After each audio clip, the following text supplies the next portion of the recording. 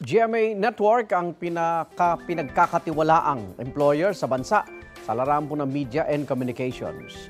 Number 1 ang Kapuso Network sa top media and communications graduate employers. Batay sa Careers and Education Technology Company na Prospel Philippines. Number 34 naman ang GMA sa ranking ng employer sa lahat ng sektor sa bansa.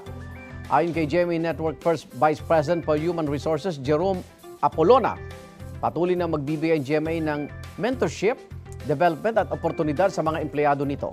Ang Prospel Philippines ay isang research platform na tumutulong sa mga estudyante na pumili ng kanilang karir.